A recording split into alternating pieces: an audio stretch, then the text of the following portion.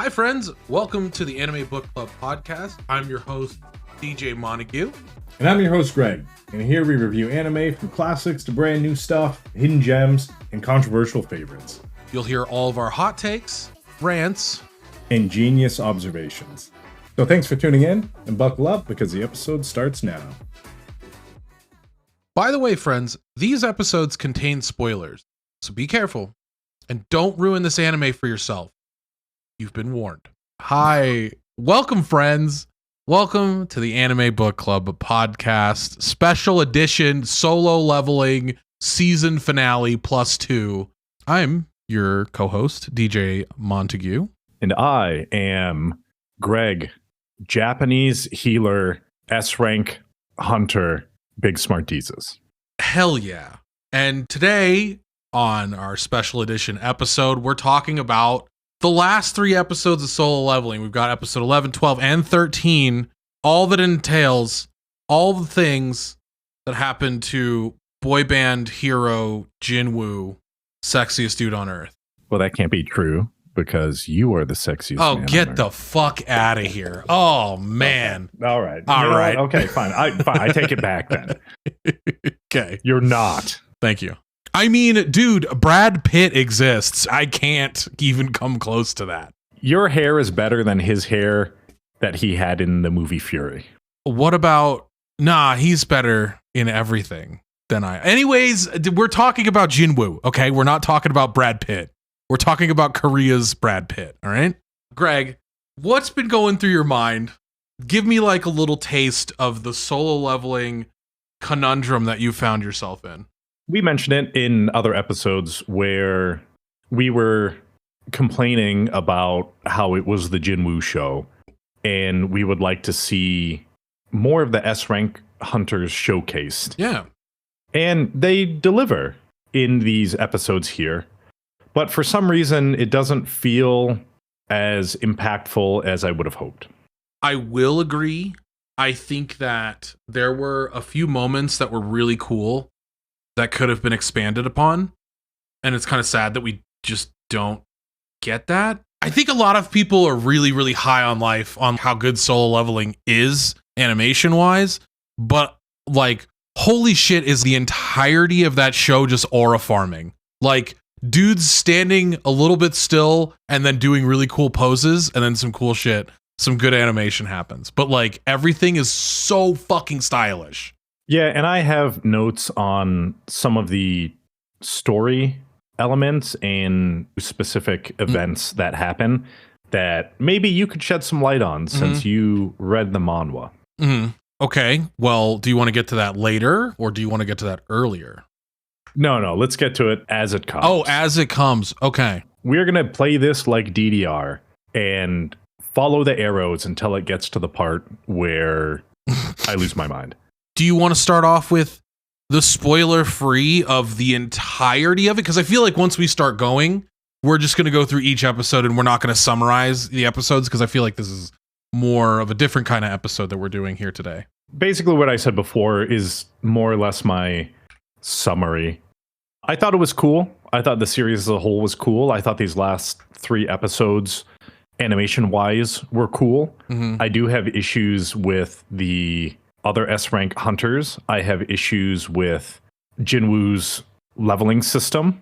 And I have issues with Jinwoo's family. And I have issues with how it also ends. Okay, well, let's run directly headfirst at the ant colony as hard as possible, Greg. Let's do it. And we will also run headless first into the ant colony. Damn. All right. As episode 11 starts. Okay, we're going to get to spoilers, friends. This is spoiler time. This is the entirety, the hour and a half, the last 3 episodes of Solo Leveling Season 2. Okay? Just so everyone's aware. Appreciate you being here. Go ahead, Greg. Rip it. Episode 11. Episode 23 of the Solo Leveling series. It recaps the Japanese healer getting domed, and then Kenzo, the punchy fighting Japanese dude, then also gets his head lopped off, and then Glasses sword Japanese guy is like, I got this, And then he also gets his head lopped off. Just so now so many. 3 of the 11 Japanese S rank hunters are now dead. Okay, so real quick, their heads don't get knocked off or torn off. They get eaten. That's how things happen later. Yeah. I mean, right now, he was just preparing his bowl of snacks, I think. Yeah. Okay, maybe he was gathering them into a sweet big bowl that he made himself. Yeah, because when you make popcorn, you don't just eat the kernels. Like one kernel pops and then you eat it and then you wait for the other kernel to pop. Okay. You collect them in a bowl first and then you eat it by the handful. Okay, yeah. I'm with you. Cool. It cuts to the Korean S-rank crew and Ma is like, these ants are each the level of an S-rank hunter, but they're just dumb ants, so we can win. And then Hae-in does a 180 pop shove it onto an ant and cuts it in half. What? Greg, no way did you say that out loud.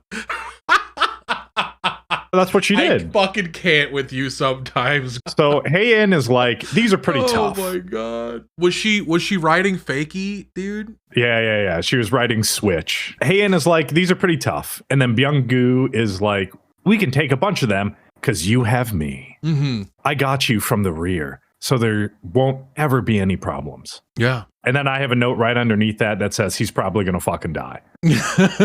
Okay. Good call. Bake is like, yeah, the boys are back in town. And then Byung-gu says that the ants can move a little even without their heads. So we should cut up their limbs too. Yeah. Great call. Whenever Bake kills one, he chops off their limbs from this point onward. The group gets together and talks about how the ants they fought are a previous generation, and they haven't run into the bipedal ants yet. Hae-in is like, I can spell powerful magic beast. She's just snorting ants.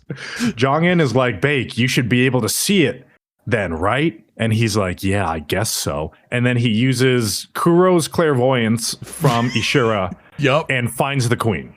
He says that there must have been a limit to what the diversionary force could pull, and the queen has a bunch of protection. Her guards are all S-rank level, and Bake couldn't tell what level the queen was, so they're in for a tough fight. But Bake gives them the pep talk and is like, with this team, I know we can win. For sure. Cuts to the other Japanese S-ranks going to see what happened to the other S-ranks, and the bodies are gone. And then one of the guys is like, dude, something smells like shit. Like really bad shit. The worst shit I've ever smelled. And then Black Ant just insta-gives him. I love that he's like, what? Dude, this smells terrible. I need to encase myself in ice to protect myself from the smell. What is he referring to? The bodies aren't there. I think that the ant bodies are still there and they smell bad, maybe.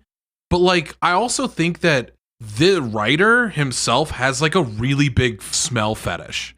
Because like, he talks about how things smell all the time. Smell is a very powerful sense. It's true, but it's not something we often talk about. Like, as a human being, it's like if you walked into a bar, you're not going to be like, wow, this bar smells like a bar. It's expected to smell like. This guy is an S-rank hunter. He has killed so many monsters over the course of his life. Probably, I'm assuming. He knows what dead bodies smell like.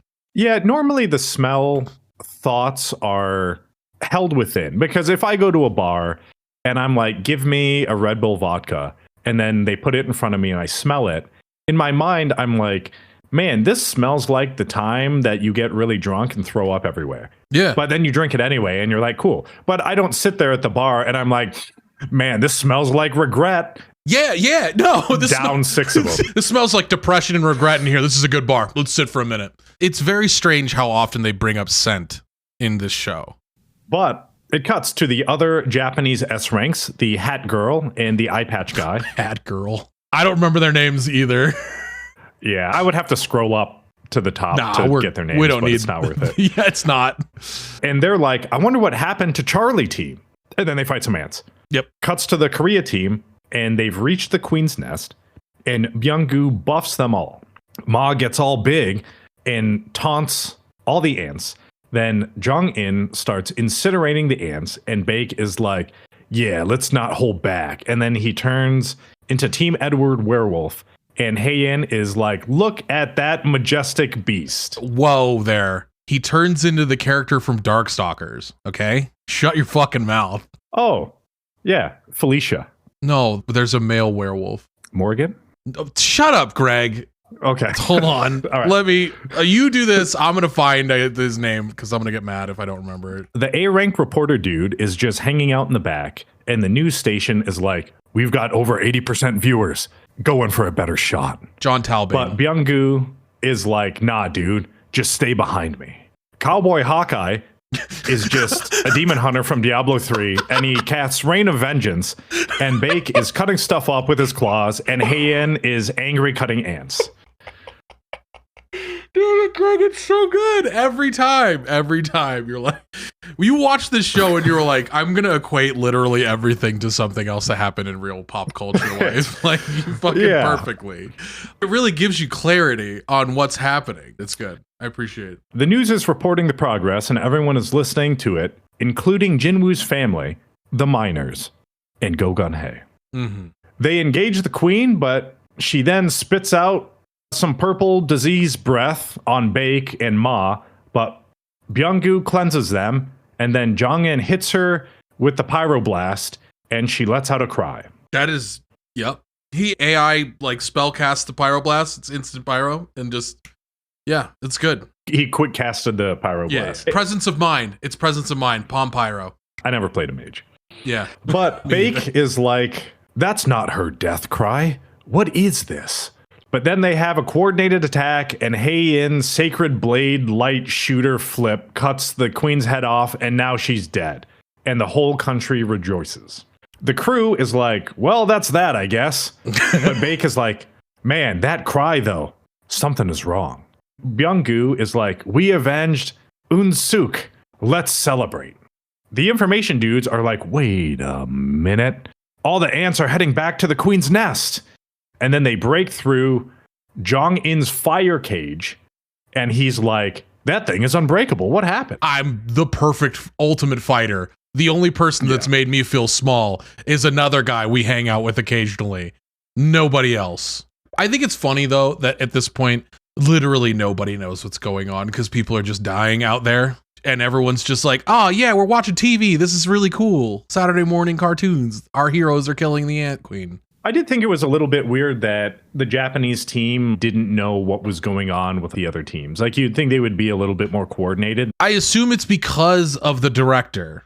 So, like, remember what I told you before? And I kind of did the spoiler before, and I was like, oh, well, the Japanese team is supposed to be portrayed as pretty evil in general. And so, like, their director, I think that's why. They have a separate comms because they don't want to be in communication. That's one of the issues that we'll get to here in a little bit. Okay. But Bake is like, incoming! And they all get the dread aura.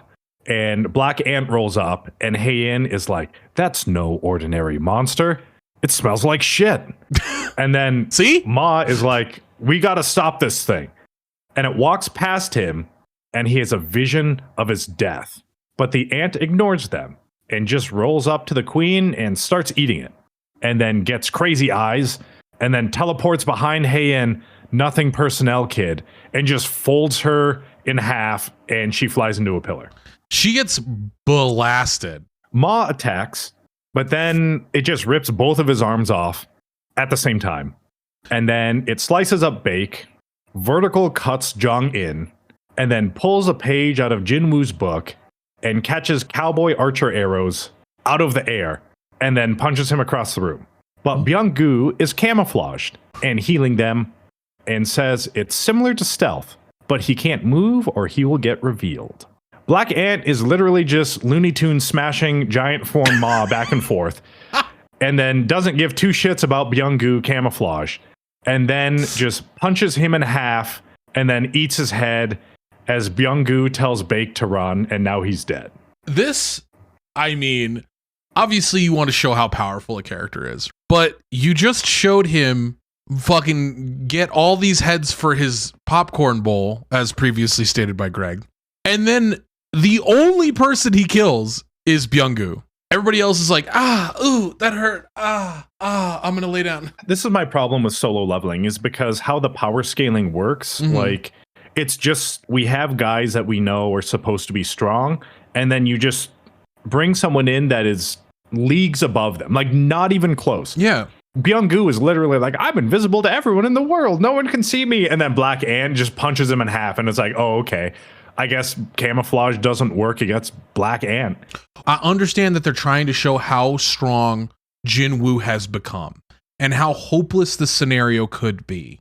But at the same time, you're having zero heroic moments of these characters trying to save each other and like having any sort of hope whatsoever. And then like being able as the writer to dash that hope in different ways. Say that these 6 people band together, like they're helping each other, they're blocking different attacks, and then Beru, as later he will be called, has some adversity and just talk shit to them the whole time. And you really get that sense like he's toying with his food almost. But they're able to have some sort of defense. Like this is just like, everybody get fucked. Like you guys are meaningless. And that's the whole thing with Solo Leveling, is the show, everyone else is meaningless except Jinwoo. The entire show. Yes. It continues to perpetuate that.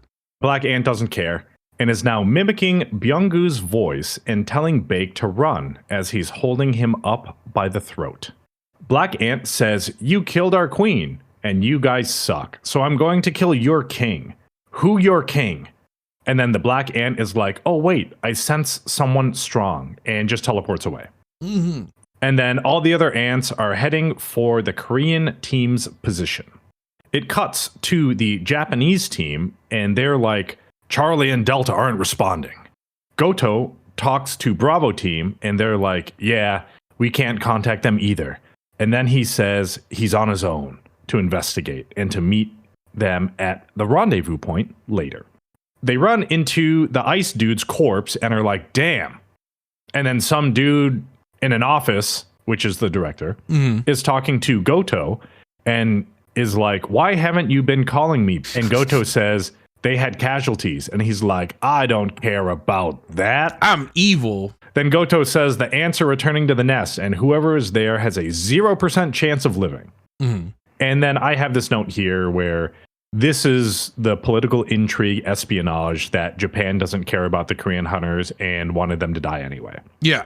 I guess I get it in the timeline of the story that they added this here now, but it almost feels meaningless because I don't know who this Japanese director guy is. They never even say his name. You're calling him the director. I just call him Japanese office man. Yeah. And he just gets mad for the next 3 episodes, and then that's it. Yeah. Like nothing actually happens. He punches with this. a phone and it doesn't break. So obviously he's not any sort of hunter because he has no strength. So he's actually Elsaria from Ubel Blot, just punching a pillow. Yeah, exactly. Trying to look sexy as he crawls over his desk. Well, everyone is fully clothed in armor. Yeah. In the manhwa, it's the same. They have the same pacing issue as the manhwa. It seems like the writer wanted to get to the cool stuff Jinwoo was doing as fast as possible. And even the Beru fight in the manhwa is way short. Like, a lot of things are just completely like boom, boom, boom, on to the next, on to the next, on to the next. This is a little more extended. And in my hopes, the next few fights that happen after this are a little more extended and a little more drawn out because of the scope of this and what happens going forward. I do like the manhwa, but I like it for different reasons. I like it for what it does culturally to bring attention to Korean mediums, and also the fact that you have more webtoons getting attention that aren't just manga and Japanese anime. Like, Solo Leveling does a great job of capturing a certain person that wouldn't normally be viewing any of these things. And I think gets them to start enjoying these things. Dude on the phone is like, cool, sounds good. Our country will come out on top and we look like heroes.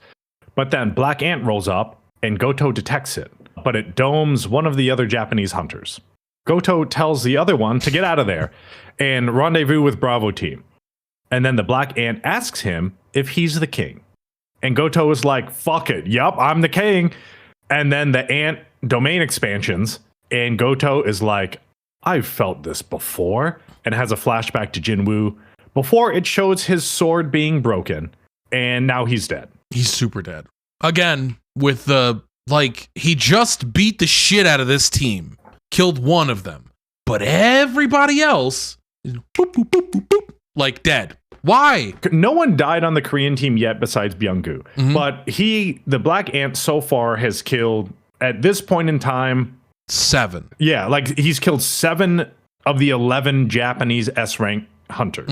But I don't know if Black Ant was smart enough and he's just assuming that, oh, I'm just going to teleport away because the other ants are going to be here soon to clean up the Koreans. But then he could have cleaned up the Koreans in like 0.5 seconds anyway. Yes. And saved all the other ants some trouble. Yes. And then they can go back to, I don't know, eating like corpses, cannibalizing each other. They've got enough food now on the island for a good chunk of time. From there, it cuts to the Korean team, and they're all hurt as the ants are descending onto them. But then Jinwoo sends his shadow soldiers he implanted in their shadows out to shield them, and then exchanges with one of them. So we find out later that there was a delay and that Jinwoo didn't know the severity of what was happening as he's watching what's going on the TV. But also, shouldn't he know, with how quick he can relay information with his shadow soldiers, how dire this fight is immediately? Well, okay. I know that this was a large discussion point amongst the anime community when this episode came out. And Jinwoo can't see through the eyes of his soldiers. He doesn't feel what they feel. He doesn't know what they know. All he knows is that he put soldiers onto 5 people, and that list of people is, I said it in the last episode, damn it. But I think it was like Heian, Bake, Gogun Hei, Goto, and Jongin or something like that. Yeah. So he had 5 soldiers that were there, one being on Goto. I don't even know if he's watching the broadcast. I thought he was just fucking doing push-ups. But let's say he was watching the broadcast. Then it would still be 10 minutes delayed. But at the same time, when Goto died, then that is when he would see that his mana dropped because his soldier died. Yes. So that's how he would know that, oh, something happened. And I don't know if it's like in his system menu, if it shows the assignment of the shadow soldiers, like if he knew the one that got killed was assigned to Goto. Because I think if he knows that Goto died and he's like, I know how strong Goto is, if he's dead, then something's wrong. And that's when he was like, okay, let's just proceed with whatever evacuation plan Jinwoo and just randomly throw up shields with my shadow soldiers and maybe I'll save somebody. It's plot devices specifically so that you could show the power of the main character, and it's just convenient that it is the way it is. It's like you're writing backwards. If you have a puzzle for your characters to solve, you as the writer know the answer to the puzzle. And you work backwards and you try to create what they would do with the puzzle, the intricacies, and if your characters could figure out this puzzle. It seems like he's not doing that. He's just writing as it comes to him. These plot conveniences can get solved by Jinwoo immediately. Yeah, here's my final note on this episode. I said, this episode is everything we asked for. Why don't I feel fulfilled? And my response to my own question is, I think it's because the power scaling went from 0 to 100. Even though Jinwoo is OP, we got to see the growth and struggle of Jinwoo in season 1. We did not get to see the growth and struggle of the S-rank hunters because, number one, they can't grow and their powers are static. And then the Black Ant was just immediately more powerful than them. And then I said, if it was more of a Saving Private Ryan thing where the German soldier was stabbing the Jewish guy and he was like, shh, shh, shh, as he's like stabbing him, I would be like, okay, maybe that's a little more impactful because they actually had to struggle to fend off this assailant. But in the long run, they lost. Like, they were stronger. Yeah. But that wasn't the case. It was just literally like, hey, we're doing really great. We chopped up the queen. We killed a bunch of other ants. Base ants are S-rank hunter level. We're doing good, guys. We seem like we're going to make it out of here alive. And then Black Ant just like teleports in and just spin cuts everyone in half. Yeah, and that's okay. So this is what I was talking about earlier. Like, with the direction of how there's the hope that you built up that the Korean team is going to complete the mission. They might be able to kill Beru. It's just instantly no, because of how strong Beru is. Immediately eats 3 people's heads in literally like a lightning flash, and then comes back to the Korean team and then fucking obliterates them. There's no defense. There's no struggle. Like, Ma gets fucking quadra D-limbed. Like, it's like, okay, well, I mean, it's not fun. It was kind of cool. Like, the animation was nice. Yeah, no, it's sick looking. But like, I want my characters and the characters that aren't just Jin Woo to have some semblance of hope. And like, it makes no sense for anyone in this world to have hope, because as soon as this thing happens, and everybody in this group knows that you cannot get powerful because you are at a fucking ceiling. You are at your max as soon as you're decided to be awakened. That is it, other than knowledge. That is the only thing that changes. From this point forward, how the fuck do you expect to live in this world and be like, okay, all right, is there things that are stronger than the guy that we fucking fought as 6 people and just got obliterated by? Yep. And if there is, are we just like, literally, this thing is going to cut the town in half and we all die? Like, that's what's going to happen. Yep. Okay. There we go. Episode 12, episode 24 of the solo leveling saga.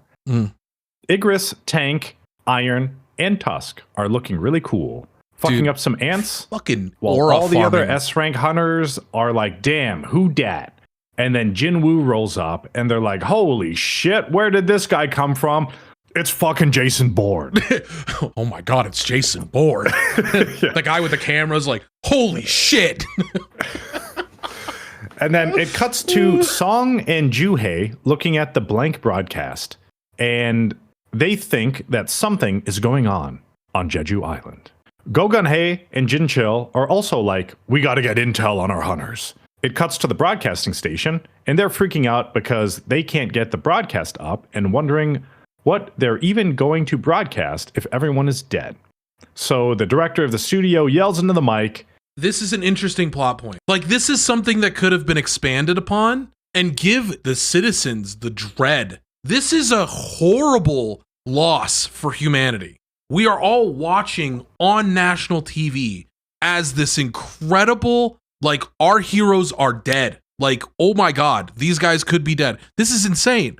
We immediately, as the viewer, have Daddy Jinwoo's there, dude. Everything's gonna be fine. Everyone's gonna get healed. He's finally arrived. It's Jover. Everything's fine.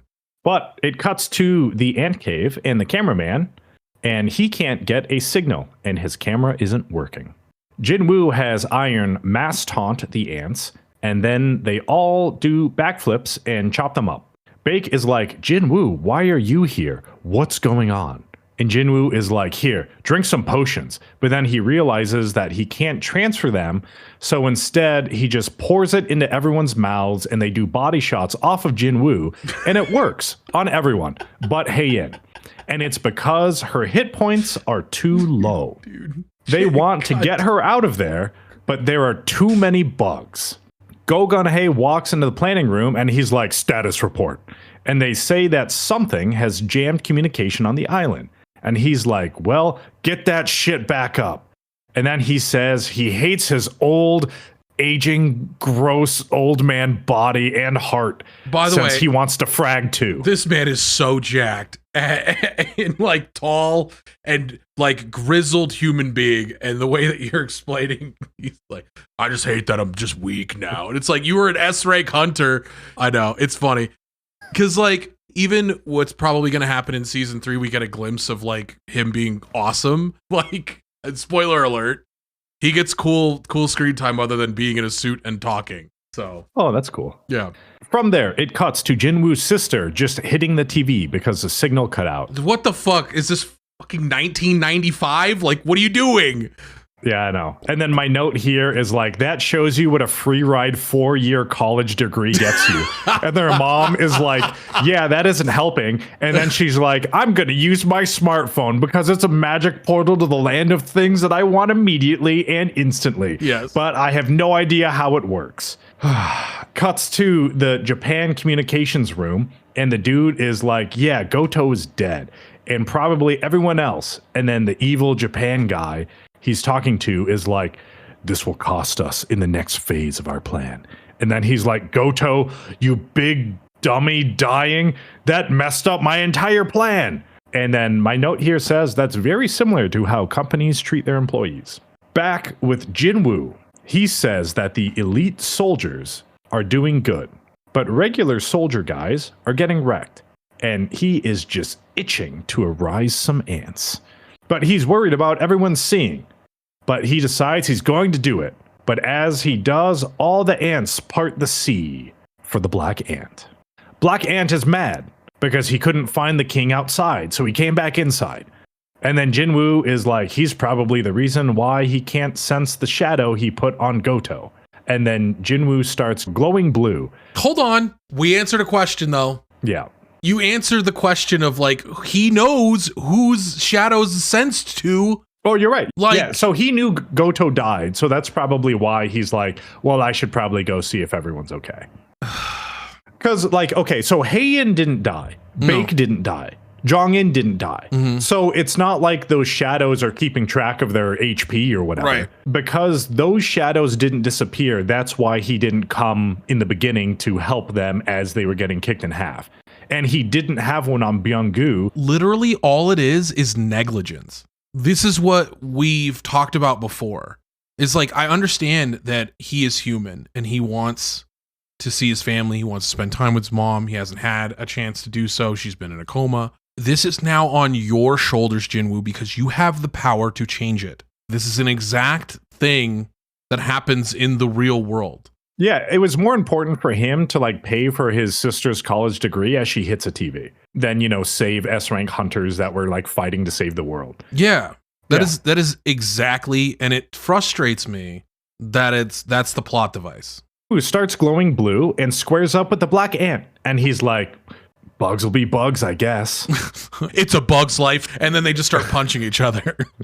Cameraman gets the camera working, and the studio is like, get that broadcast back up. And the employees are like, this will be a live, unadulterated broadcast. Mm-hmm. And the director is like, nothing matters.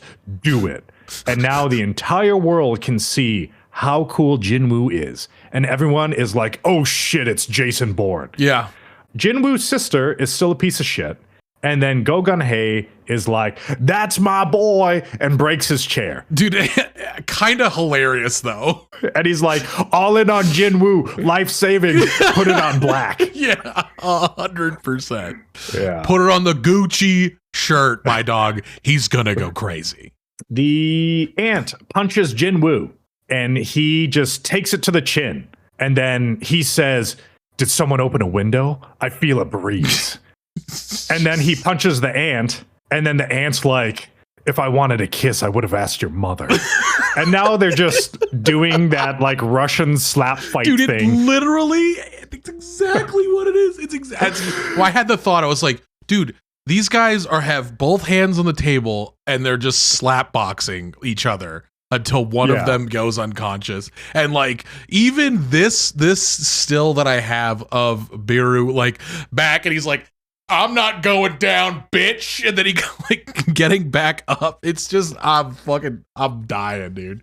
There's so many moments where you're like, dude, he literally killed 7 S-rank heroes outside.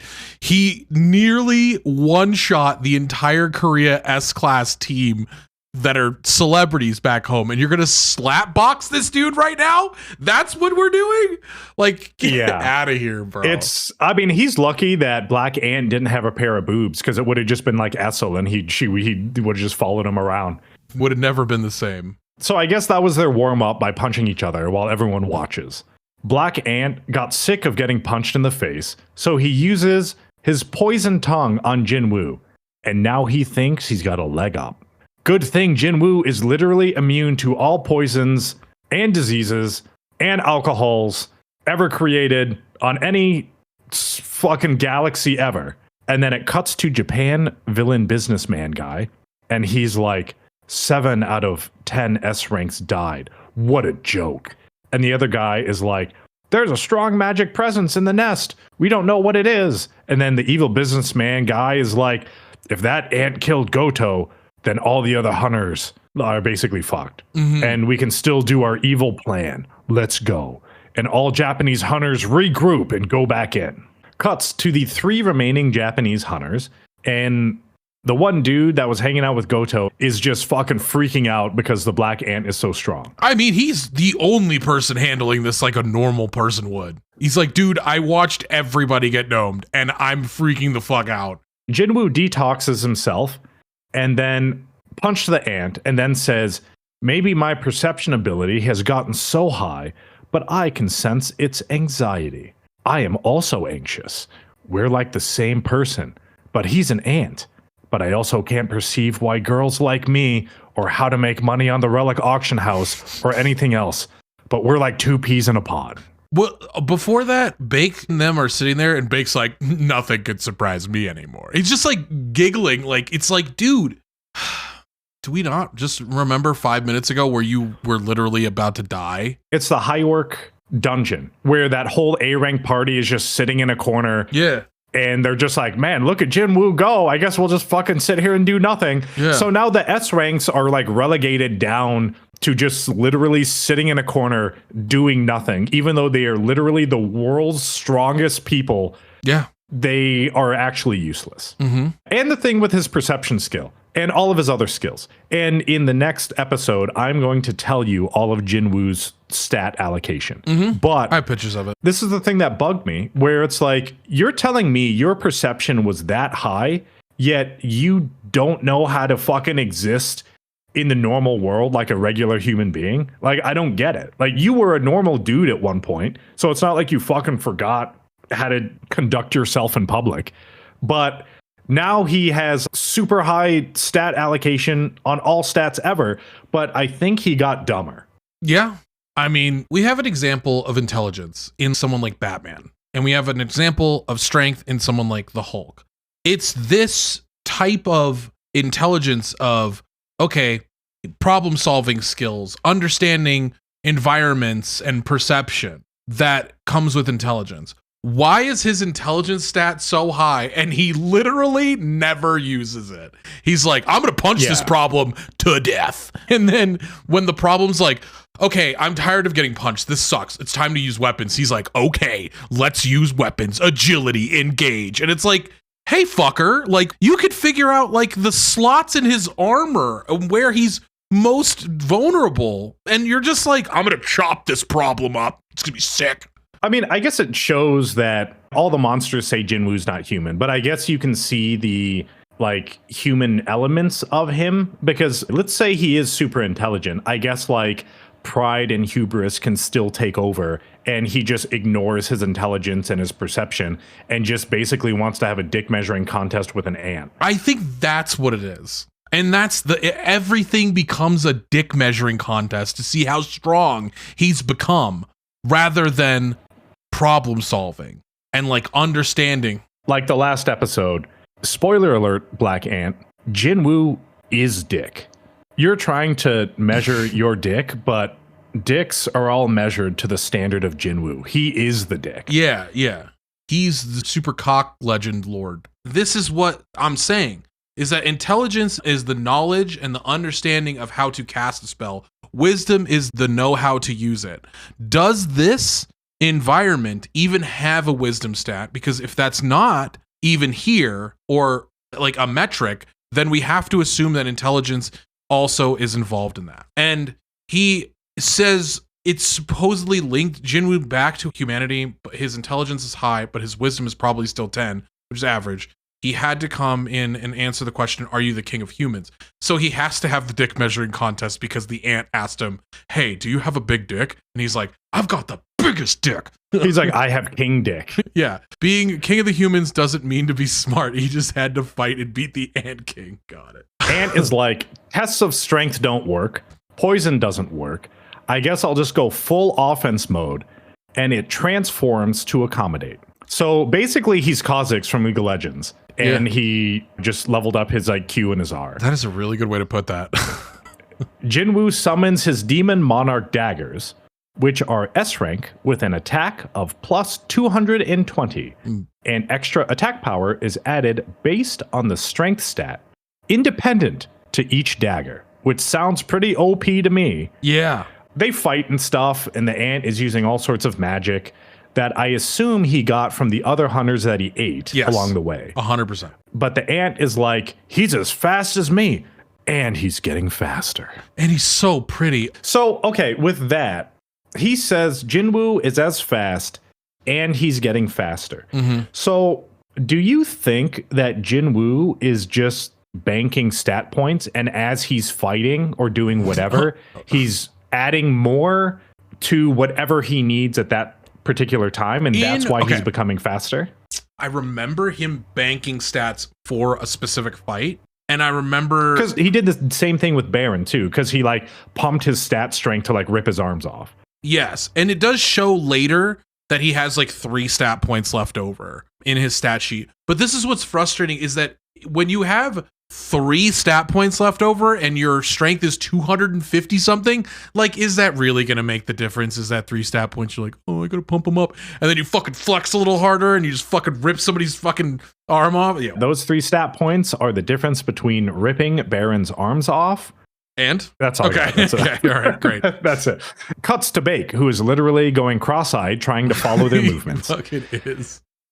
Jinwoo does the classic dagger throw into punches into Ruler's hand pullback, but then the ant recovers and goes to stab Jinwoo in the eye, and I wrote it's literally the cover art for Aeon Flux. As Jinwoo is about to get stabbed, the system just conveniently upgrades all of his skills. So Fatal Strike turns into Mutilation, which is the ultimate version of it. And this is the thing that bugged me, because why did he get Mutilation? He didn't level up. He didn't like kill a bunch of ants prior to this or during this fight. And normally in a game, you don't just randomly get a skill unless you're fighting Sephiroth in Final Fantasy VII. And if you didn't unlock Ultima Weapon to get Omni Slash, you just get it for free. That doesn't happen. You only get a skill if you level up. So why is it just out of convenience he gets the Mutilation skill? It's a plot hole for now. It gets wrapped up. Okay. He gets Mutilation, and then Jinwoo chops up the ant's arms, but it regenerates, and then it starts running because it's scared of Jinwoo. But Jinwoo chases and turns it into a quadriplegic. Dude, when he's like, with all this animation that's happening in this fight from this point onward is sick as fuck. Like, when Jinwoo runs up the spout of the volcano like area, I was like, that's kind of fucking sick, because Jinwoo can't really fly, so to speak. So he has to use fucking momentum to run up. And the fucking Baru's just like, I'm going to shit my pants. I'm going to shit all of my pants everywhere all the time. This dude is fucking my shit up. I don't know what to do. That also makes me sad, because Baru is the only one that I guess currently that can land a hit on Jinwoo. I'm not even going to say like battle Jinwoo, because this isn't even close. Because again, like the only wound that Jinwoo got was Baru whipping out his wiener and like dragging it across his face, thinking he was going to poison him. Yeah. And like, that's it.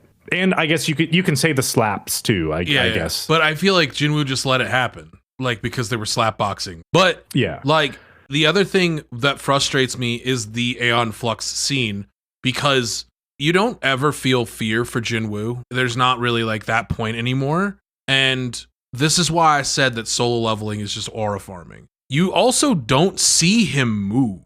He learns Mutilate, and then it's instantaneous. He uses it and explodes Baru. You don't see like the movement of the shadow or like him so fast that he moves to a different position, Beru still goes down, like hits the ground, and then he gets mutilated. Like, there's none of that. It's just instantaneous. And I was like, oh, that you don't ever get feelings on how fast people are because it's just a plot device. It's a convenience to say I'm faster. If you ever watch or read The Flash, it's so hard for a good writer to tell you how fast The Flash is.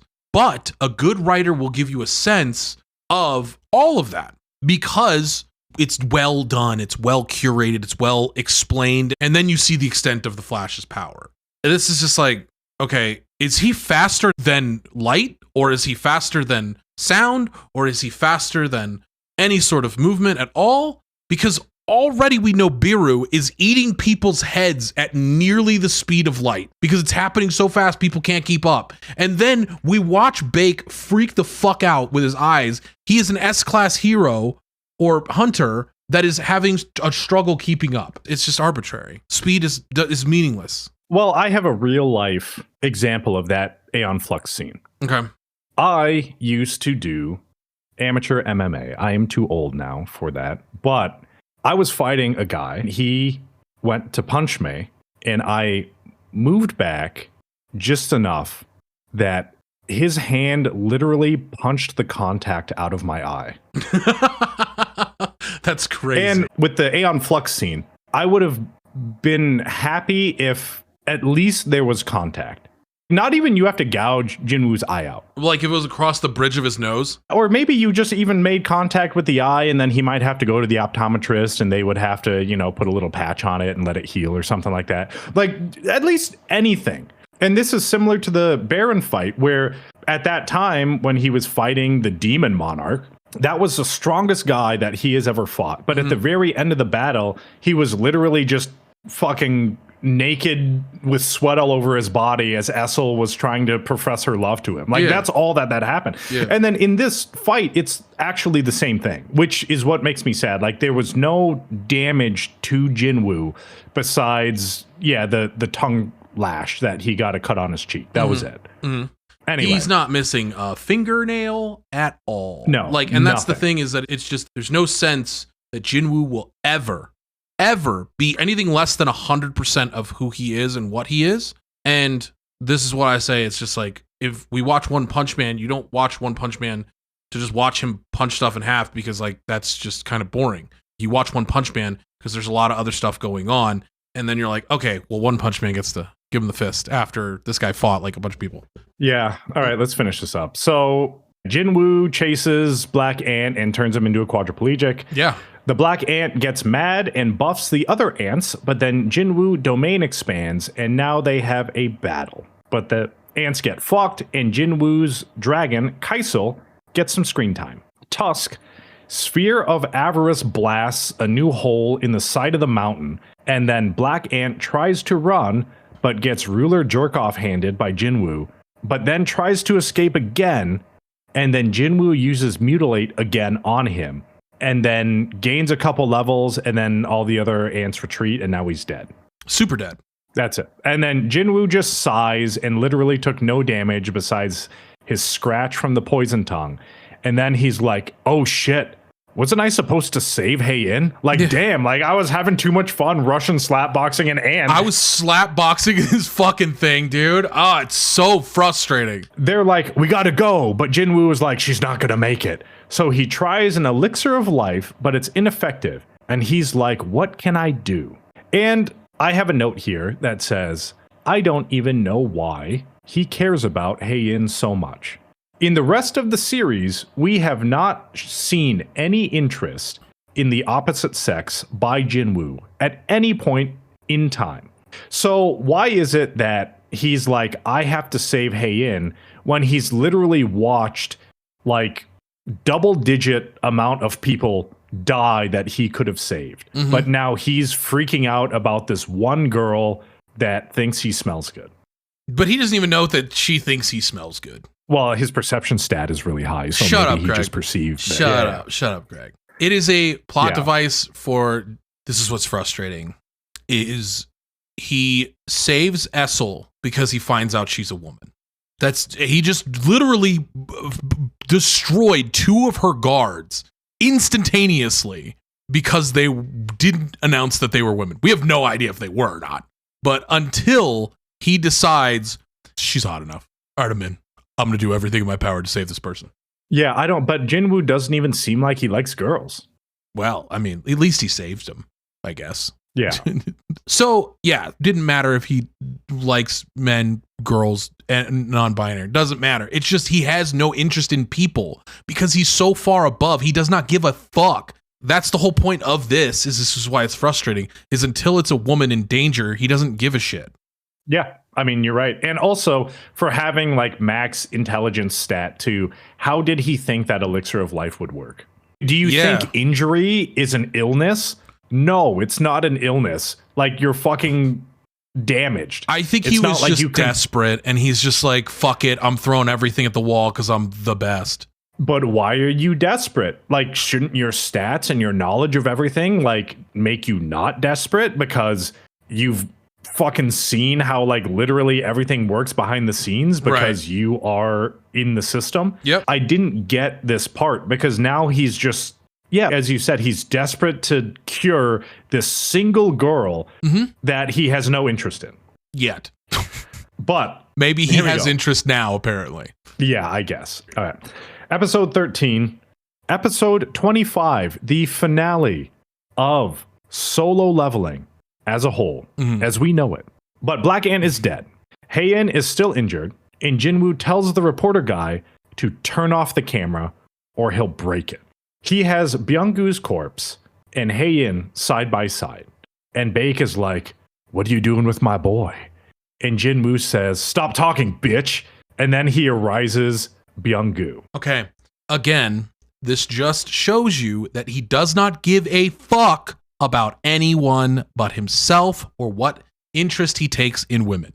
His mom, his sister, Haein, Songyi, Essel.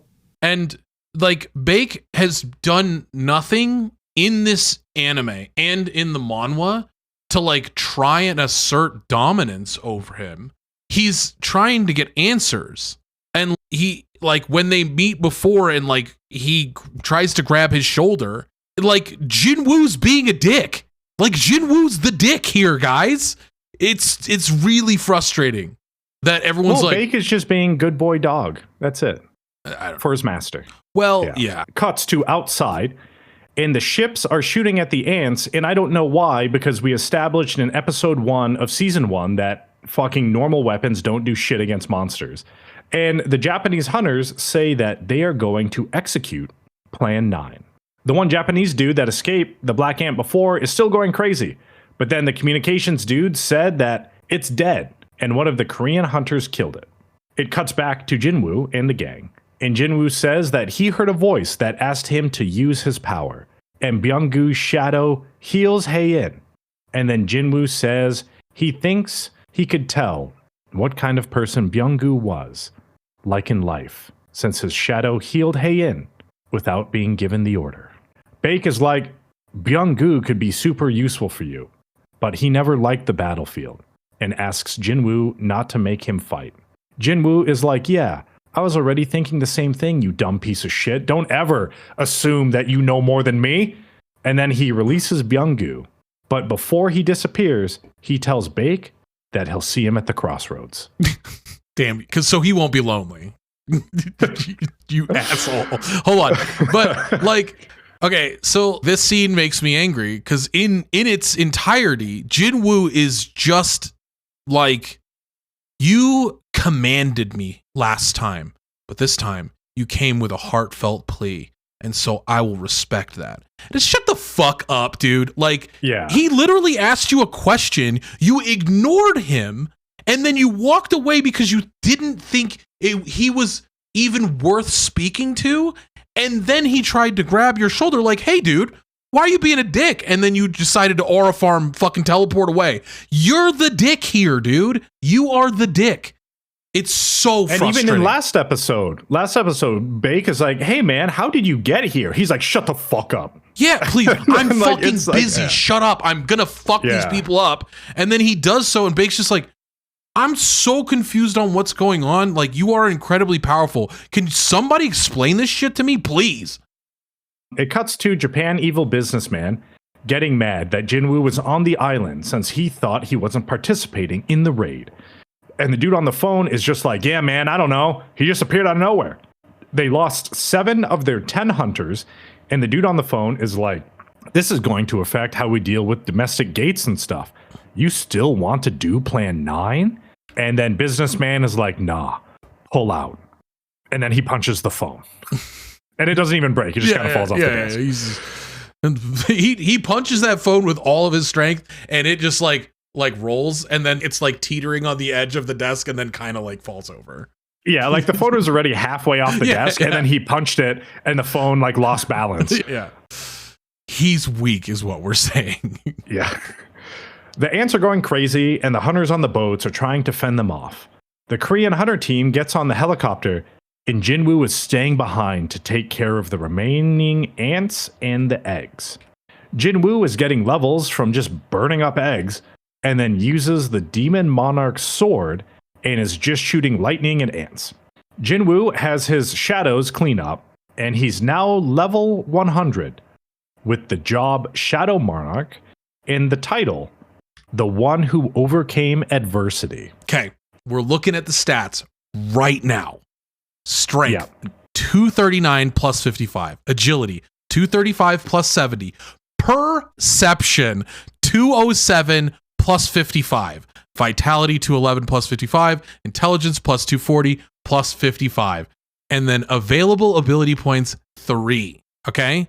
Yes. He has his HP and his mana. He's 0 fatigue. He is not tired at all because he leveled up. Well, I didn't understand his max HP and MP stats did not increase when he leveled to 100, because the stat screen in the very beginning showed level 99, and he had the 43,290 HP, 8,403 MP.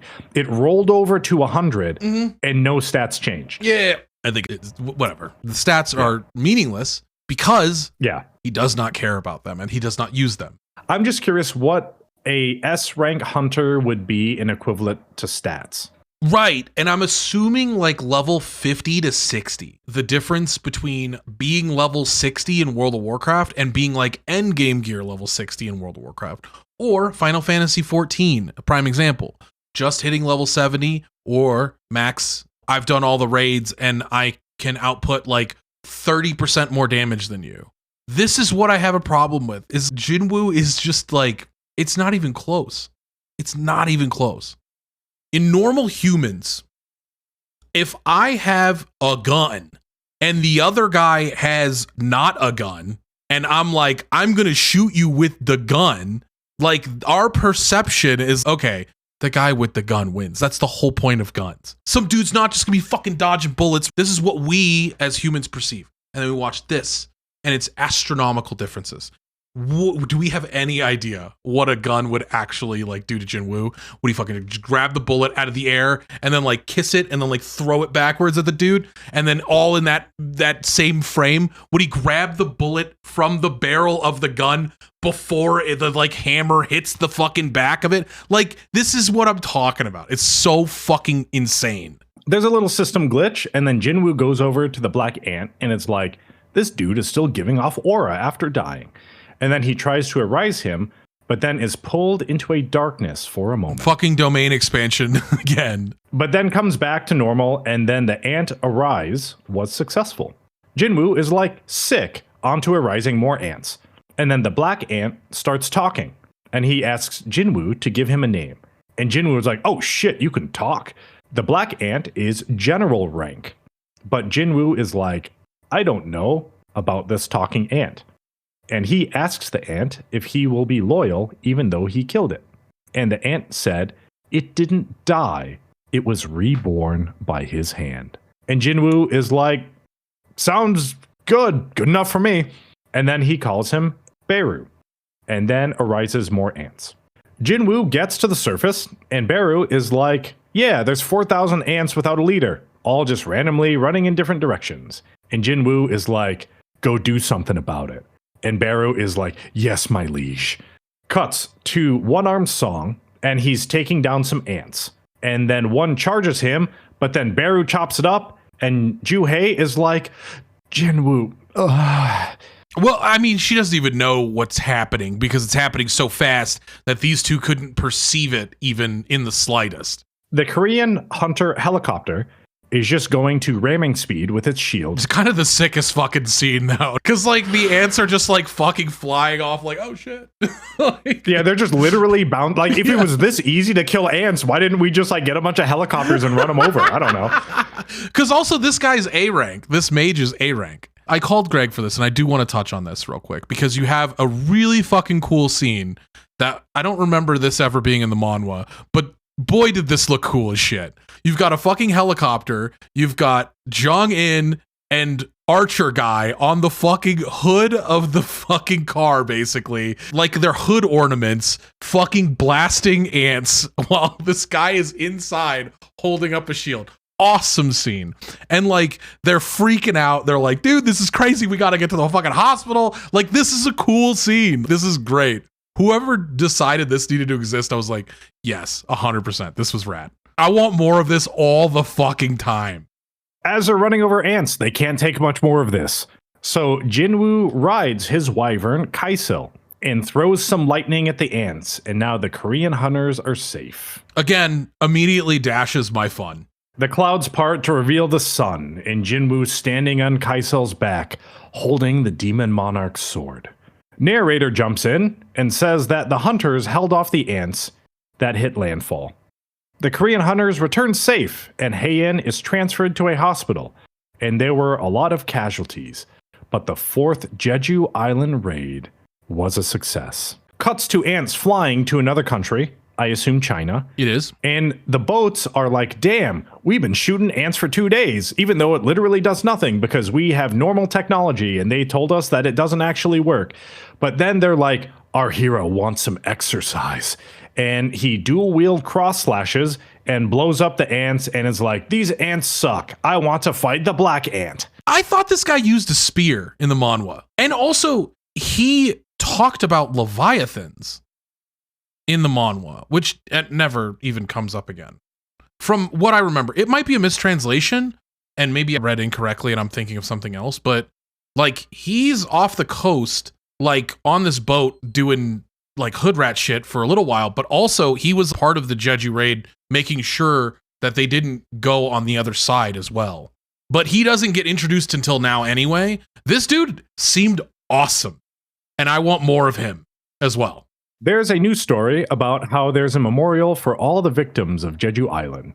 And then Jinwoo shows up and puts his flower on the memorial. And then other reporters are like, people are saying if he participated from the start, there would have been less casualties. Truth. And as Jinwoo walks away, he puts his flower at the picture of Byung-gu. Jinwoo passes Baek as it's his turn, and he tells Jinwoo to hold his head up high despite what the public says. And then Haein sees him walking away, and then Jinwoo runs into Go-gun-hae. They go back to the guild, and he thanks Jinwoo for helping at Jeju. And they'll reward him and stuff, and then he asks what Jinwoo's plans are now that his powers were displayed at an international level. And Jinwoo is like, maybe I'll start my own guild. Cuts to the A-rank guildmaster guy being tasked to clean up Jeju Island, and they run into some, what I assume are monarchs, and they put them to sleep. And then the monarchs talk about if it was really, quote unquote, his power. And they were like, yup, weird dude helping humans, nah, I mean. And then they said, there's one of them here. And they were like, whatever, just leave. And then they teleport out. They open gates specifically for themselves. Jinwoo is driving like a peasant and telling Jinho about the guild. And Go-gun-hae gave him the go-ahead. And then Sung Yi jumps on the phone and is like, be sure to hire me, Jinwoo. Go-gun-hae calls Jinwoo and is like, hey, the reason why the traffic is so bad is because a gate appeared. You want to take care of that shit? And he's like, aye. Jinwoo walks into the gate and then it turns red immediately. And he's like, oh well, and summons all his boys. Then it cuts to Haein looking over the ocean. And then Jong-in is like, Jinwoo came to the memorial. And she's like, I gotta get stronger. I had to get saved, but not that guy. He didn't need to be saved. He did the saving. And he smells good. And she wants to catch up to him, even though it's impossible. and she wants to stand by his side. And then I have my note here again with the weird relationship that never existed, and now she's just like, I want to be by his side forever. This is what really, like, it irks me, is that the only thing that's connecting Haein and Jinwoo is he doesn't smell like shit, and he's really strong. And she's like, that's all I needed. It's very surface level. Like, yeah, I thought it was stupid, but I just don't know, like, why even build that relationship? I mean, I think I know why for the future, but currently it just doesn't really make much sense. There's a narration by Jinwoo saying, hunters were born to hunt, and in dungeons you need to survive, and you're one step away from death. But hunters gotta hunt, and they can't stop. They won't stop. And it had a frame with Papa Sung in there, and then it had another frame of Thomas Andre. Dude, the frame of Baek and Jong-in is so annoying. Because, like, all of this was supposed to be super serious. Like, they're talking about the guild, they're building the guild stuff. And then the family's like, oh my god, we're going shopping, like, the world is safe, we're good.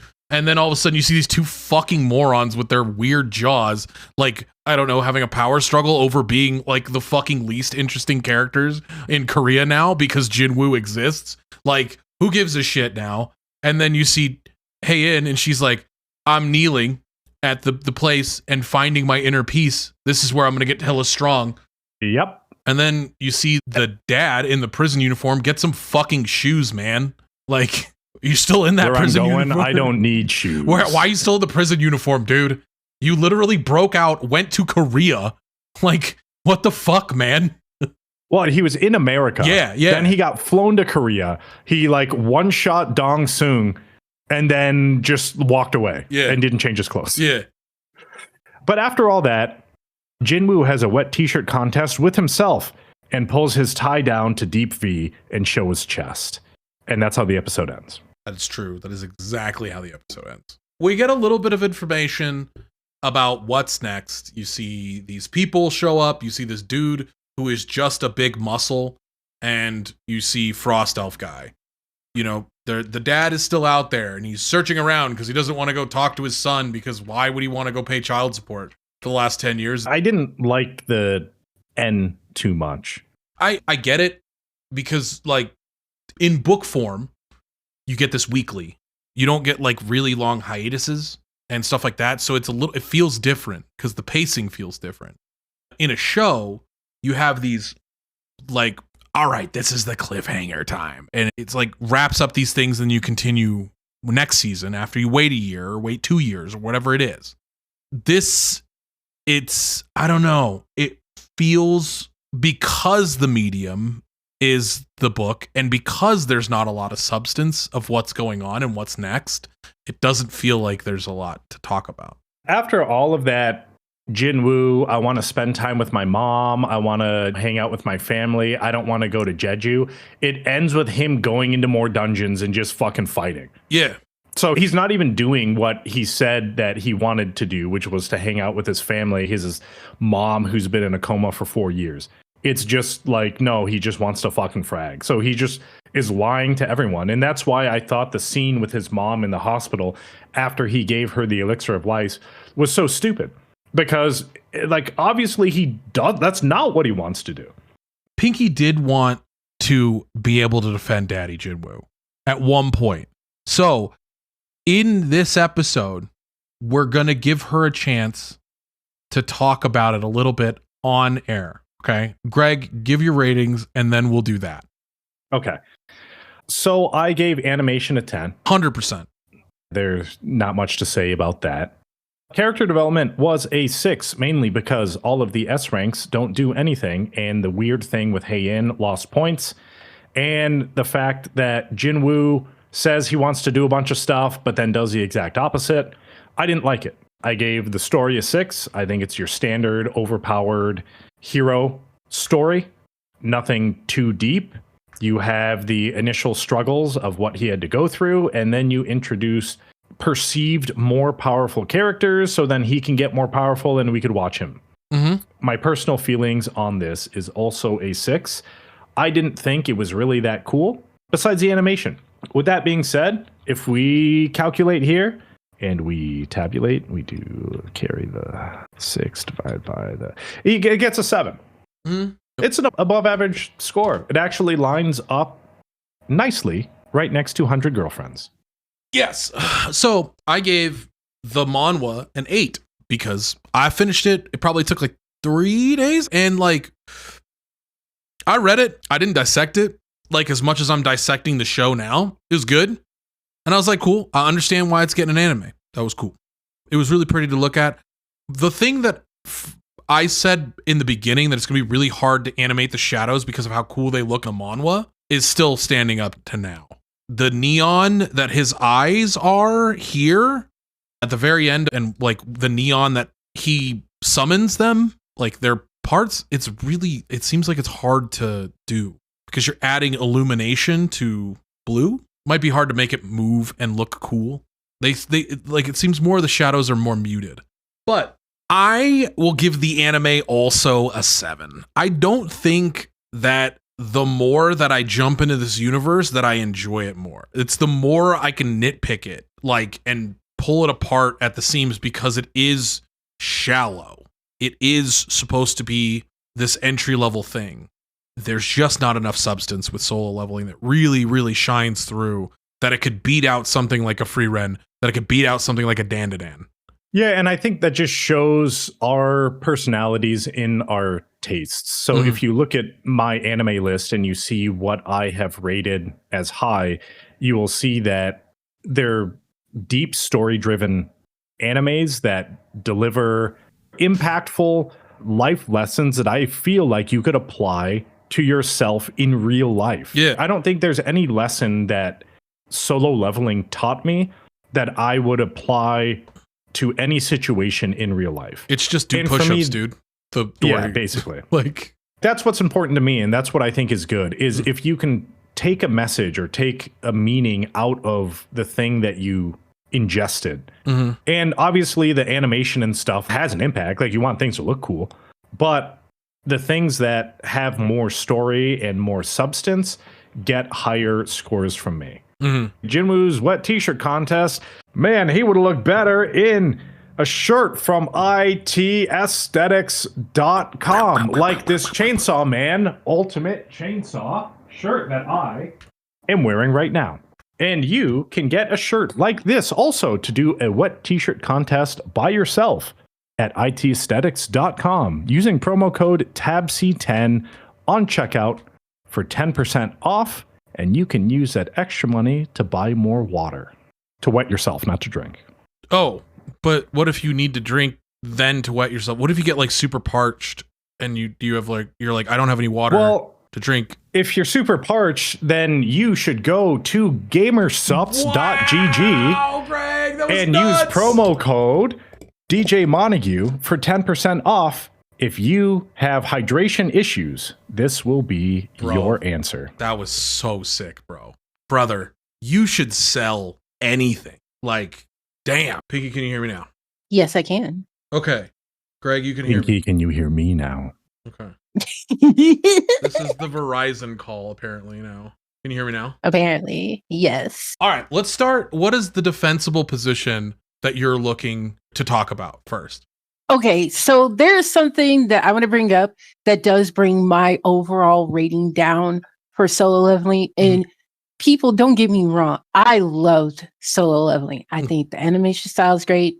Yes, Daddy Jinwoo is my favorite character, but also I'm excited to see where they go. But I did not like the let's water down the obvious conflict of Korean, Japanese, and Chinese interests that they did. Because I've studied a lot of Korean history, and the downplay of it annoys me just a tad. So it's not necessarily an issue with Jinwoo, it's just with Solo Leveling as a whole. It's Solo Leveling as a whole.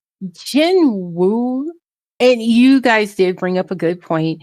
Why does Jinwoo give so much credit? You know, oh, a woman is in danger. And there is no rhyme or reason for that. And that kind of is like, yeah, that didn't make any sense, but I get it. Because when you're looking at the last scene and he rises Bangu. The reason why that had to happen was not to preserve a character who has a plot point later on. It's because he had that little stroke of humanity that he's been missing this entire time. And I think that's your guys' point. It's like, why does he suddenly forget that he's human? And there's no explanation with it. And these little small moments that we're nitpicking, these are him remembering, or the character should be internally remembering, I am a human being. I am not a god. Yeah, this is show not tell though. You know what I mean? Yeah, I have to react like a human would. All this time I've been doing nothing but all of this leveling. He's never been struggling with his humanity. Like, that's the issue, is that he does not struggle. There has been no struggle for Jinwoo, and he does not struggle with mental or physical or any of these things. And we look at him as this character, and it's not like he's sitting there still worried like, oh my God, I killed those people and I'm remembering all the flashbacks, all the terrible things I did. Like, these are my fault. He has no fucking care for that. Like, it's not like he remembers that he's done all this stuff. He's just like, oh, is this how humans are supposed to act? I'll just resurrect this girl. That girl's attractive. I'm gonna save her from doom. Like, that's the problem I have. But I didn't get that though, at all. I get from Jinwoo as a character, having watched season 1. In season 1, he had to have that internal struggle. Mhm. That was there. That's already been shown. Mhm. Why do we need to continue to revisit that? Yeah, but that's the thing, is we're 20 episodes later than that, and we've watched this dude just aura farm around all of Korea and in these gates and just like absolutely frag out. And then he's like, oh, are you stupid, weak people cold? Look at my Gucci jacket. Pinky brings up a good point, though, because in season 1, episode 1, I think, 1 was the Statue of God episode, right? Like, And we then got 2 through was that whole thing. Yeah, 2 was also part of it as well. Okay, so in episode 1, season 1, you could see that Jinwoo's main concern, well, like, number 1 was to get out of there alive. Number 2 was for them to work as a team. And then number 3 was the safety of the other people in the party. Because everyone left Jinwoo to die, and he was like, okay, well, you know what? I'm okay with that. Everyone got out alive. They're good to go. I'm just an E-rank loser, and I'm going to die here. But now that he has all of this power, and he had multiple times to do that exact thing that he did in episode 1, season 1, also, you could look at the high orc dungeon. If E-rank hunter Jinwoo in episode 1 was there, but had the power of Jinwoo now, he wouldn't have let Song Ki-hoon get fucking basketballed off the ceiling by Kargalin. He would have stepped in and he would have done something. But he didn't.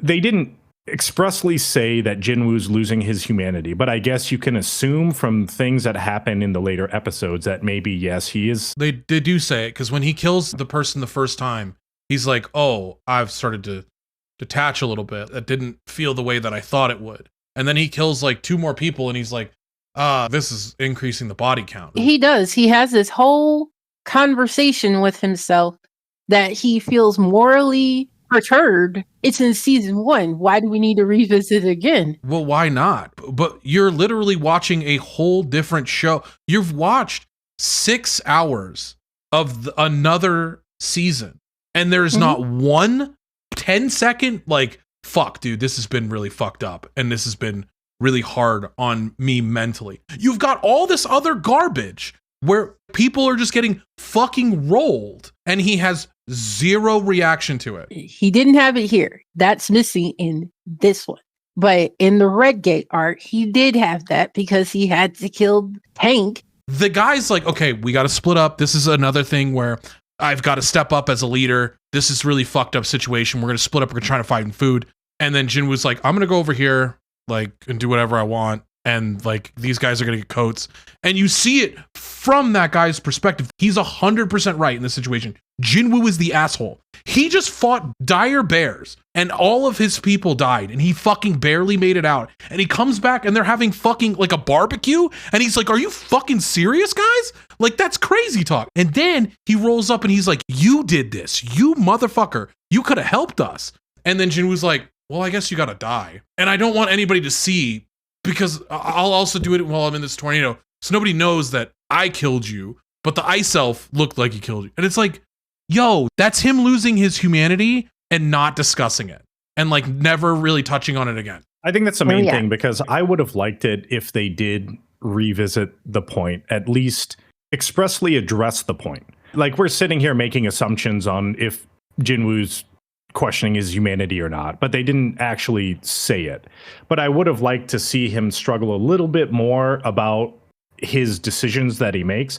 And I guess, to be fair, before he elixired of lifed his mom, he looked in the mirror and he's just like, I've killed 3 people already. Maybe there's no going back. So he did have like a tiny bit of introspection on the 3 people he killed before. Oh, no, but he's killed 3 people at that point. I think I would have liked it a little bit if he visually struggled with making those decisions rather than it just being assumed by the viewers that that's what he's struggling with. Because at the very end, when he's hanging out with his army of shadows and he like has his deep V shirt standing in the rain with his nipples erect, I don't think it looked like he fucking cares at all. Well, he also was stuck in traffic and he doesn't give a shit about that either. Yeah, he was stuck in traffic. Here's the other thing that's so silly about that, and I mean silly, is you have this dude that is literally running at the speed of sound and can exchange anywhere he wants. Why the fuck is he stuck in traffic ever? Every 3 hours he could teleport around the world, literally wherever his shadows are, and he has shadows on his family. What is the point of this car? How is he going to get the car home? Yeah, fucking throw it. Throw the car. Put it on your back. Jump through the fucking traffic. I don't care. It doesn't matter to you. Okay, let me ask this question. So when he was trying to heal Heian and he gives her the elixir of life and he's like, okay, like we don't have time. And he was like, I just teleported here, so it's 3 hours before I can teleport back. What was he thinking with that thought process? If he could teleport, would he be able to hold Heian and be able to teleport back and then take her with him? Is that how the power works? I don't know if they touch on that. I don't know why he would say that, because why does it even matter if he can teleport back if he can't take anyone with him? Because what is he going to do? Go tell the hospital, oh, I have this hurt person, and then they would fly like a fucking helicopter? Also, isn't she an S-class hero? Like, isn't her skin like armor at this point? Her strength and her muscles are so fucking strong that a normal needle would not be able to go into that. I don't understand the physicality. Like, your willpower does not stop you from getting knocked the fuck out by Beru. Well, I don't think she's fucking Luke Cage or whatever and needs to take injections in the eye. That's the whole point, is like discussing these things just lead to more problems that I have with power scaling in these things. I think that's really important in storytelling too. Don't bring up something if you can't answer the question. It's better left unsaid, because then no one will actually ask that question of like, can he teleport back with someone because he brought it up. I mean, they literally do it at the end. It's hand waving a sentence. You see, apparently, Jinwoo feeling some emotion. He's got his head down. He might be looking where he's walking. He might just be like looking at a watch. He might be looking at his phone because he's dehumanized. But like him walking away from Byung-goo's grave in the memorial, and then Baek's like, you should hold your head high and not worry about what the other people say about you. He could not give a flying fuck about what anybody else is talking about, because all he's thinking about is probably something else, where he needs to go, what's going on, and like what he needs to be doing, or where his mom is at. And also, he doesn't even say thank you again. Like, hey, thanks for telling me that. I needed to hear that because I am worried about that. It's just, okay, I'm going to keep walking. Baek in his own world, like, he is correct. Could Jinwoo have done better? Of course. But if Jinwoo wasn't there, then everyone would have been fucked anyway. The struggle of humanity with Jinwoo could be touched on there for more than just like Baek saying something to a brick wall, a walking wall. I am so mean to Daddy Jinwoo. You're so mean. If it makes you feel any better, if Jinwoo was a girl, I would say the same things. We did talk about this. Gender equality, equal rights, equal fights. We do it with Heian. And in Shadow Teleport, it literally does not say that he can actually Shadow Teleport other people. It's just himself. Yeah. So there we go. Season finale, season 2, solo leveling. Pinky, what did you give it? So realize that my favorite anime of this year is still Freerun. Okay. And then Apothecary Diaries, because it's like, to me, Freerun is a 10 out of 10. Apothecary Diaries is like 9.2 Okay. out of 10. Daddy Jin Woo are sitting in like 8.2. And I will agree. Solo leveling makes the little kid inside of me so happy because it's animated so cool. It makes me remember why I like anime in the first place, even though it is kind of basic. So, in one sentence, for both Freerun and Apothecary Diaries, what about those warranted a 9.2 out of 10? So Apothecary Diaries, you said Freerun was a 10 out of 10. Sorry. Yes. Out of those two, like one, you could use one sentence for each of those. Why did they get the scores that you gave them? any anime that makes me ugly cry is going to be a top score because I'm not a crier. Freerun's love of her life, even though she never told him, dies. And she gets upset and she can't grasp it because Freerun is 1,000 years old. It's so heartwarming to watch a story that doesn't start with the beginning of the story. It's the end of their journey. And she's taken on another life. So I love it. All the things that Freerun learns as 1,000-year-old person stuck in her little tiny body. And she's got to teach other people how to be the best of themselves and show her this is why we are human. Apothecary Diaries is because it's more a mystery story. In every episode, you have to watch Momo be Momo and unravel a mystery. There's something there for her to learn or to show why she is the smartest person in the room at all times. So there we go, people. Story elements trump animation when it comes to score. Bam. It does. Wow, Greg. Way to try to prove your own point. Wow, Greg. You used her words against herself. How dare you, Greg? Pinky, I'm on your side. Soul Leveling's a 10 out of 10. Fuck you, Greg. Okay. All right, Greg. With our winter season completely wrapped up, of the 4 we watched, I'm going to guess your rankings real quick, just in terms of your likability. It's really shouldn't be too hard. I know, but the bottom of the barrel is the hard part. It's like Soul Leveling was number 1.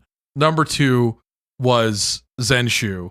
And number 3 was Ubel Blot. And number 4 was Ishura. Yeah. Am I right? That is correct. See, yeah. I switched. Even though Ishura was better animated than Ubel Blot, oh, yeah. I didn't like either of them, but I think that the story gaps in Ubel Blot and the lack of animation, they're actually both like the same. If I could give 2 last places and just skip third completely, that's what I would do. Okay. I think Ishura didn't have an advantage to begin with because I didn't watch season 1. Right. So I basically walked into confusion right off the bat. You walked into the slaughterhouse, dog. My list, I reverse Ubel Blot and Ishura because I liked Ishura a little bit more than Ubel Blot personally. I even gave up on the Ubel Blot manga, not gonna lie. So, friends, our list of animes that we are going to watch next season.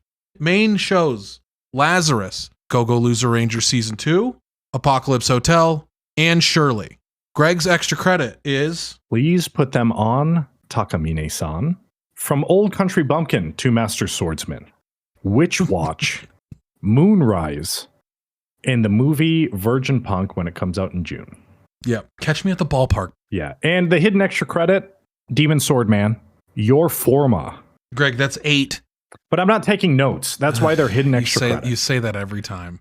Thank you guys so much for checking out this season of the Anime Book Club podcast. I think we should swap Country Bumpkin and Lazarus, and I'm the one that put Lazarus on the list. But we can't. Greg set it in stone. He wrote it in his own blood on the stone and then chiseled his blood into the stone. So it's there forever.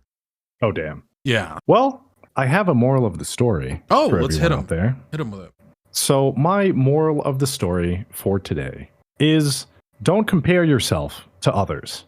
Compare your past self to your present self. And then you can truly see how much you've grown. When you try to compare yourself to, like, I don't know, an Instagram model or Jinwoo. even Daddy Jinwoo, you're not really seeing the growth of yourself. You're just comparing yourself to an immeasurable goal that isn't realistic. So I think it's important to look at where you were and where you are now. Mm-hmm. That is a thing that I follow as well as much as I can. Whenever you are browsing social media, you are looking at everyone else's highlight reels while you yourself are living your experience in your movie. And it's really hard to separate the two when you see someone living so much happiness and then you are feeling your own either sadness or lack thereof happiness. It's really hard to differentiate the two, but remember, you are living your own life and everybody's doing the same and they have their own trials and tribulations. We appreciate you. Greg, say goodbye to the people. Goodbye, everyone. See you next week. Thank you, friends, for checking out the Anime Book Club podcast. We hope you enjoyed the episode. And if you don't want to miss the next one, follow us on the socials where we announce new episodes, content, and other cool stuff. You can also check out our anime list with our rankings and follow along with what we're currently watching and what we have watched in the past. All the links are in the description. See you in the next one. Bye!